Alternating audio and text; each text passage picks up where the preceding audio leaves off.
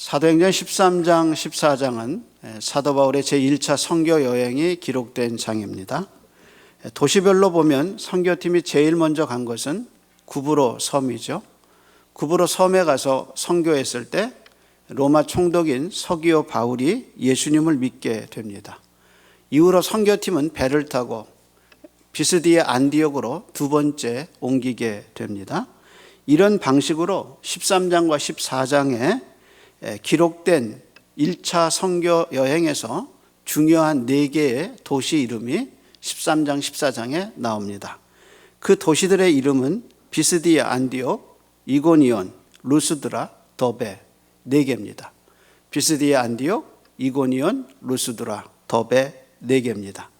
신약의 학자들은 이 도시들이 다 갈라디아 교회로 봅니다. 그래서 갈라디아서 1장 2절에 보면 바울이 갈라디아 교회에게 편지할 때 갈라디아 교회를 복수로 사용합니다. 이렇게 말했습니다. 바울은 함께 있는 모든 형제와 더불어 갈라디아 여러 교회에게 하나님 우리 아버지와 주 예수 그리스도로부터 은혜와 평강이 있기를 원하노라 하고 얘기합니다. 여기서 4개의 도시가 기록됐는데 그 4개 도시가 다 갈라디아의 여러 교회들이라고 표현한 것을 볼 수 있습니다. 이 4개의 도시 사역 중에 누가가 가장 오랜 분량으로 긴 분량으로 기록한 도시 사역은 비스디아 안디옥입니다. 얼마나 긴가? 우리가 읽은 13절부터 52절까지가 다 비스디아 안디옥의 이야기입니다. 비스디아 안디옥은 갈라디아서의 배경이 되는 갈라디아 지역에 속한 도시로 로마의 군대가 주둔한 정치와 군사의 중심지였습니다. 이곳에 유대인들이 많이 있어서 비스디아 안디옥에 사도 바울 일행이 회당에 가서 복음을 전파하게 되죠. 이 비스디아 안디옥의 사역의 특징은 뭐냐? 설교 중심이라는 거야. 비스디아 안디옥에서 귀신 축출이 있었느냐? 없었어요. 비스디아 안디옥에서 병자를 고쳤느냐? 없어요.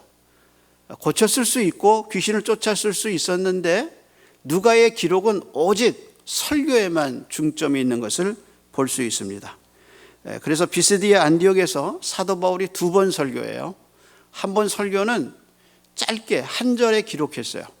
근데 첫 번째 한 사도 바울의 설교는 아주 길게 기록된 것을 볼 수 있습니다.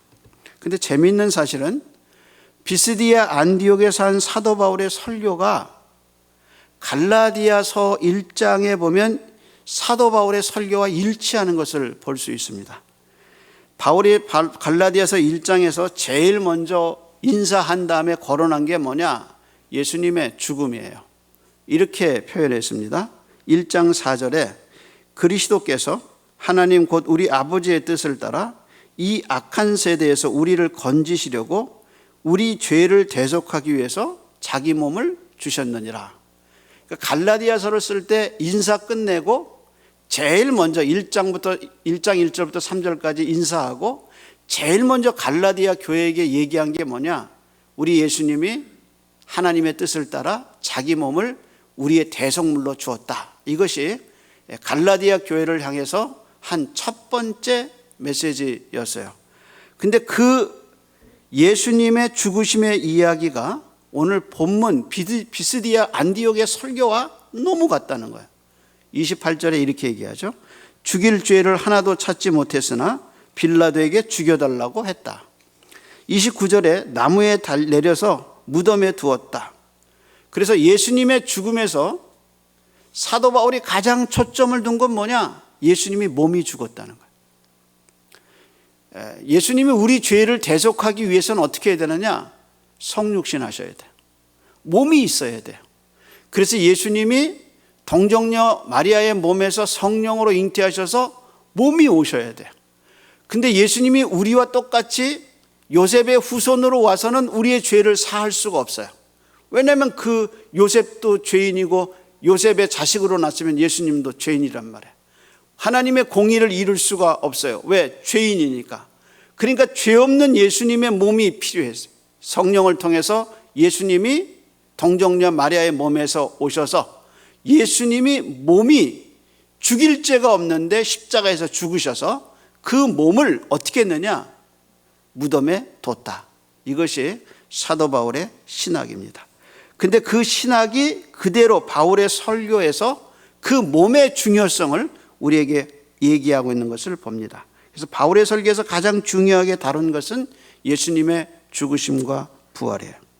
문제는 예수님의 죽으심과 부활을 어떻게 설명할 거냐는 거예요. 예수님이 죽은 것을 본 일도 없고 부활한 건 정말 인간의 이성과 맞지 않는데 어떻게 설명할 거냐는 거죠. 이런 접근 방법 중에 하나가 예화입니다. 제가 주일학교 전도사 때 예수님의 십자가를 설명할 때 쓰던 예화가 하나 있었습니다. 저도 오래간만에 그 예화를 한번 끄집어냈습니다. 미국 남부 모카밭에 아버지와 어린 아들이 일하고 있었습니다. 아버지는 모카를 따고 아들은 밭에서 놀고 있었습니다. 그때 저 들 저쪽에서 송아지만한 들개 한 마리가 아들을 향해서 달려오고 있었습니다. 아버지가 보니까 먼지를 일으키면서 들개가 달려오는 게 보입니다. 아버지가 집에 들어가서 총을 가져오기엔 너무 늦었습니다. 그래서 아버지는 자신도 모르게 맨손으로 달려오는 들개를 향해서 달려갔습니다. 모카밭에 개가 우는 소리, 사람이 부르짖는 소리, 그리고 아이의 울음소리가 섞여서 모카밭에 천지가 진동하는 듯 했습니다. 이윽고 개의 소리가 잦아들고 아이의 소리가, 우는 소리가 높아졌습니다. 사람들이 몰려오기 시작했습니다. 피투성이가 된 아버지를 발견하게 됩니다. 그때 아버지 옆에 들개가 한 마리 쓰러져 있었습니다. 그때 달려온 아내에게 그 남편이 마지막 남긴 말이 이겁니다. 내 아들을 구할 방법은 여보 이거밖에 없었어. 자기 목숨을 버려서 아이를 구한 겁니다. 예수님의 복음이 우리에게 가져다 준 가장 큰 메시지는 이 아버지의 말입니다. 내 아들을 살릴 방법은 이거밖에 없었어. 이게 예화입니다. 그래서 하나님이 자기 아들을 십자가에 죽이고 한 말은 내가 너를 구원하기 위해서 아들 예수의 피밖에 너를 구원할 방법이 없었다. 이게 예화입니다. 이런 방식으로 십자가의 죽음을 설명할 수는 있습니다. 그러나 사도 바울의 방식은 아닙니다. 사도 바울은 예수님의 죽음과 부활을 어떻게 설명했는가? 그는 철저하게 성경을 갖고 설명합니다. 그게 참 신기한 거예요. 그는 예수님의 죽으심의 이야기를 구약 성경을 가지고 설명합니다. 설교는 청중이 누구냐에 따라 접근 방법이 달라지기는 하지만 바울의 설교의 주된 포인트는 구약 성경이었습니다. 그는 성경을 가지고 성경을 풀었습니다. 그래서 오늘 본문에 바울이 인용한 성경 구절은 첫 번째 설교에서 4번 인용합니다. 시편 2편 7편을 인용합니다. 이사야 55장 3절을 인용합니다. 시편 16편 10절을 인용하고 맨 마지막에 너희가 하나님이 하신 이 일을 믿지 않는 사람들이 있을 거다라고 얘기하는 하박국 1장 5절을 인용합니다. 바울은 이 구절들을 통해서 예수님의 십자가의 죽음과 부활을 철저하게 논증하는 것을 볼 수 있습니다. 교회는 뭐 하는 곳인가? 교회는 철저하게 성경을 연구하는 곳입니다. 교회는 철저하게 성경의 이야기를 듣는 곳입니다. 따라서 교회의 가장 중심이 되어야 되는 건 뭐냐? 하나님의 말씀입니다. 쉬운 설교, 예화가 가득 찬 설교, 그 쉬운 설교가 사람들에게 진짜 성경의 깊은 맛을 줄 수는 없다는 거죠. 어릴 때 아이들이 단단한 음식을 못 먹고 젖이나 이유식 같이 부드러운 음식을 먹고 자라면 전문가들은 아이들에게 2가지 문제가 생긴다고 합니다. 첫째는 치아에 문제가 생긴대. 왜냐하면 한 번도 단단한 걸 씹어 먹지 못하고 그러니까 치아가 약해진다는 거예요. 또 하나는 위에 문제가 생긴다는 거예요. 단단한 것을 소화할 수 없다는 거죠. 히브리서 5장 12절에 히브리 저자가 이렇게 말했습니다. 때가 오래되었으므로 너희가 마땅히 선생이 되었을 텐데 너희가 다시 하나님의 말씀의 초보에 대하여 누구에게 가르침을 받아야 할 처지이니 단단한 음식은 못 먹고 젖이나 먹어야 할 자가 되었도다. 교회는 오래 다녔는데 성경에 대해서 너무 몰라요. 한 번도 20년, 30년 교회 다녔는데 말씀의 진짜 맛을 모르고 살아요. 이 말씀이 얼마나 좋은 건지, 이 말씀이 얼마나 우리의 영혼을 새롭게 하는 건지 말씀에 부딪힌 적이 없어요. 그냥 재미있고 웃고 그리고 쉬운 얘기만 듣고 돌아가요. 그러다가 한국교회가 이렇게 약해진 거예요. 어느 날 간증이 유행하고 어느 날 예화가 유행하고 이래서 하나님의 말씀이 중심에서 사라진 결과 성도들이 성경을 안 갖고 다녀. 성경을 보지 않아. 성경을 묵상하지 않아요. 그런데 바울은 철저하게 성경 중심으로. 왜냐하면 이 성경이 진짜거든요. 이 말씀에 부딪히면 영혼이 무너지고 영혼이 새로워지고 영혼이 놀랍게 변화되니까. 그러니까 어떻게 해서든지 어떤 방법을 써서라도 하나님의 말씀을 먹이려고 힘쓰고 애썼다. 어디서? 비스디아 안디옥에서. 언제? 첫 번째 설교부터. 그는 돌아가지 않았어요. 그는 정식으로 정통으로 하나님의 말씀을 가지고 이 예수님의 부활과 십자가 사건을 설명했어요. 여러분, 중생하고 나서 성경을 읽지 않으면 하나님의 말씀이 들어간 단단한 음식을 이해 못해요. 설교를 알 수가 없어요. 그것이 우리의 고민이 되는 거예요. 웨인 믹스라는 신학자가 1세기 기독교와 도시 문화라는 책을 썼어요. 이 책은 바울이 왜 선교할 때 농촌으로 안 가고 도시로 갔는지, 그리고 1세기 당시 로마 도시에 어떤 특성이 있었는지를 전문적으로 분석한 책입니다. 그 책의 저자가 회당과 교회를 비교하면서 그 차이점을 얘기했는데 그게 오늘 바울의 설교와 아주 부딪히는 부분이 있어서 제가 인용을 합니다. 저자는 이렇게 말했어요. 디아스포라 유대의 공동체와 바울계 공동체 사이에 중요한 차이점이 하나 있는데 그건 바울과 도시 선교사들이 비유대인들에게 다가설 때 훨씬 급진적인 방법을 사용했다는 것이다. 그들은 메시아 예수님의 죽음과 부활로 새 시대가 되었으며 이 새 시대에 유대인과 이방인이 아무 구별 없이 한때 어울려 하나님의 백성을 이룰 것이라고 선언했다는 점이다. 이게 무슨 얘기냐? 바울이 유대 회당에 가서 예수님의 부활과 예수님의 십자가의 죽음과 부활을 얘기하면서 이제 유대교의 율법이 더 이상 구원받는데 아무 역할을 못한다. 어떻게 구원받을 수 있느냐? 이 예수, 이 죽으시고 부활하신 예수를 통해서 유대인도 이방인도 하나 된다, 하나님의 백성이 된다는 것을 어디서 설교하기 시작했느냐? 유대 회당에서 설교하기 시작했다. 그래서 유대인과 유대교에 관심 있는 사람들이 예수 그리스도를 통해서 복음을 듣고 그 안에서 하나님의 백성이 된다는 급진적인 메시지를 전하기 시작했다. 그런데 그것이 오늘 본문에 나와요. 39절 한번 볼까요? 39절입니다. 39절을 한번 같이 읽어볼까요? 또 모세의 율법으로 너희가 의롭다 하심을 얻지 못하던 모든 일에도 이 사람을 힘입어 믿는 자마다 의롭다 하심을 얻는 이것이라. 그러니까 이 설교를 들은 유대인들이 사도 바울을 죽이려고 할 수밖에 없는 거예요. 왜냐하면 유대는 모세 율법을 통해서 구원을 얘기하거든요. 근데 바울은 예수님의 십자가와 부활을 통해서 사람이 의롭게 되는 것이다. 이분 예수를 통해서 의롭게 된다. 이방인도 유대인도. 그래서 바울은 로마서에서 이렇게 얘기하죠.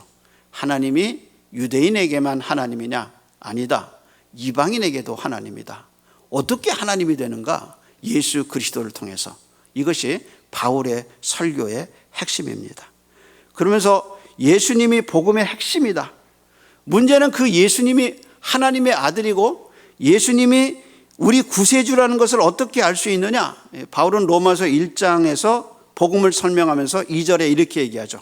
이 복음은 하나님이 선지자를 통하여 그의 아들에 관하여 성경에 미리 약속하신 것이라. 다시 말해서 예수님이 오신다는 얘기는 어디에 기록됐느냐? 구약 성경에 기록됐단 말이에요. 그러니까 구약을 연구하면 신약에 오신 이 예수 그리스도가 하나님의 아들이라는 것이 너무나 명확하게 알 수 있다는 거예요. 그래서 그는 성경을 가지고 구약을 가지고 예수님을 설명하기 시작하죠. 그리고 또 예수님이 온다고 하셨는데 바울의 그 설명이 오늘 본문 그대로 나타납니다. 그래서 23절에 이렇게 얘기하죠. 하나님의 약속대로 이 사람의 후손에서 이스라엘을 위하여 구주가 나셨으니 곧 예수라. 여기서 이 사람은 누구를 얘기하느냐? 이 사람의 후손이 누구냐? 다윗의 후손이란 말이에요.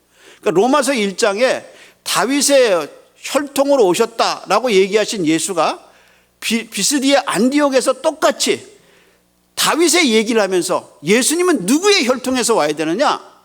다윗의 혈통으로 오셔야 된다라고 얘기했다는 거죠. 그럼 그게 다냐? 아니죠. 다윗의 후손으로 오신 예수님이 십자가에서 죽으신 다음에 반드시 한 가지 일이 일어나야 되는데 그게 뭐냐? 부활이라는 거예요. 그래서 로마서 1장 3절 4절에 예수님의 부활에 대해서 이렇게 얘기하죠. 그의 아들에 관하여 말하면 육신으로는 다윗의 혈통으로 나셨고 성결의 영으로는 죽은 자 가운데 부활하사 능력으로 하나님의 아들로 선포됐으니 곧 우리 주 예수 그리스도라. 그러니까 만약에 예수님이 부활하지 않았다 그러면 그분은 다윗의 혈통으로 왔어도 우리의 구세주가 못 돼. 왜? 부활하지 않아서 죽었으니까. 우리가 똑같이 죽은 다음에 아무런 일이 일어나지 않으면 그 사람도 죄인이란 말이에요. 왜? 죄의 결과가 죽음이니까. 그러니까 예수님이 부활하셔야 하는 이유는 뭐냐? 죄의 권세를 이기시는 거예요. 그래서 예수님은 반드시 부활하셔야 되고 구약 성경은 메시아가 고난을 받고 인간의 죄를 위해 죽으셔서 고난 받으신 뒤에 반드시 부활하신 분이 하나님의 아들이다. 이것이 성경 구약 성경의 메시지예요. 그래서 그 구약의 예언대로 예수님이 부활하셔야 된단 말이에요. 그래서 하나님의 아들로 증거된 거예요. 근데 문제는 그 부활을 어떻게 설명할 것이냐. 이것이 이제 사도 바울이 비스디의 안디옥에서 한 설교의 내용이죠. 그래서 바울이 이걸 설명하기 위해서 시편 2편을 인용하면서 이렇게 하죠. 너는 내 아들이라 오늘 내가 너를 낳았느니라. 그게 부활의 증거예요. 그리고 시편 16편에 인용하면서 주의 거룩한 자로 썩음을 당하지 않게 하시리라 라는 모든 예언이 누구에게 이어졌냐? 예수 그리스도에게 이어졌어요. 그래서 유대인이 그렇게 존경하는 다윗도 죽었단 말이에요. 썩었단 말이에요. 부활하지 않았단 말이에요. 근데 다윗의 후손에 오신 예수 그리스도는 십자가에 빌라도에게 공개적으로 죽었는데 그분은 3일 만에 부활하셨다는 거예요. 그래서 이 부활하신 예수가 우리의 부활의 첫 열매가 되고 우리도 부활할 것이라는 새로운 생명과 소망의 역사가 예수 그리스도의 부활 속에서 나타났다는 거예요. 그것이 바로 복음이란 말이에요. 그래서 바울은 이 복음을 고린도전서 15장에서 뭐라고 강조하느냐? 성경대로 됐다고 강조해요. 그래서 내가 받은 것을 먼저 너에게 전하노니 이는 성경대로 그리스도가 우리 죄를 위해 죽으시고 장사 지난 바 되었다가 성경대로 사흘 만에 다시 살아나사 이게 바로 복음입니다. 그래서 바울은 이 예수의 복음을 전하기 위해서 비스드의 안디옥에 왔고 이 복음 전한 그 복음이 바다를 넘고 산을 건너서 조선 땅에 내려오고 그 조선 땅에 내려진 복음이 오늘 교회에 우리에게 똑같이 적용돼서 어떻게 구원받느냐? 행위로 구원받지 않고 예수 그리스도의 보혈로 그분이 흘리신 보혈로 구원받는다. 이 진리가 우리에게 믿어졌다는 거예요. 그럼 여러분 가운데서 이렇게 물어볼 거예요. 목사님, 그렇다면 그 복음이 우리에게 준 유익이 무엇입니까? 그것은 죄사함이에요. 38절과 39절에 보면 이 사람을 힘입어, 그다음 말이 믿는 자마다 죄 의롭다 하심을 얻는 이것이라. 그러니까 그러니까 복음이 뭐냐? 예수가 복음인데 예수님이 우리 죄를 위해서 부활하셨다. 그래서 그분을 믿으면 죄가 사해진다는 거예요. 여러분, 육체의 병은 의사가 고쳐요. 병원이 고칩니다. 근데 심한 병은 못 고쳐요. 병원도 의사도 어떤 것에도 못 고쳐요. 그런데 인간에게 가장 큰 문제는 질병이 아니에요. 인간의 마음에 자리 잡고 있는 죄가 문제예요. 이 죄가 우리에게 갖다 준 게 뭐냐? 죽음이란 말이에요. 어떤 병원도 죽음을 해결할 수 없어요. 어떤 위대한 사람도 죽음을 해결할 수 없어요. 왜냐하면 그것이 죄의 결과이기 때문에. 따라서 이 죄가 우리에게 주는 좌절감과 어두움과 죄책감은 그 누구도 고칠 수가 없어요. 마음의 어두움과 마음의 상태의 무너짐을 누구도 고칠 수가 없어요. 그래서 생명의 근원이 어디서 오느냐? 마음에서 오는데 그 마음 한가운데 가장 흉악한 죄의 형상이 우리 속에 있단 말이에요. 누가 그 죄를 해결할 것인가? 누가 우리에게 이 죄를 문제를 해결하고 생명을 가져다 주고 소망을 줄 것이며 하나님 앞에 서게 할 것인가? 아무도 못했어요. 누가 했는가? 예수 그리스도가 했단 말이에요. 그래서 그분을 힘입어서 죄사함을 얻고 하나님 앞에 설 수 있고 하나님 앞에 갈 수 있는 하나님의 의인이 된 그 놀라운 역사가 복음의 역사라는 거예요.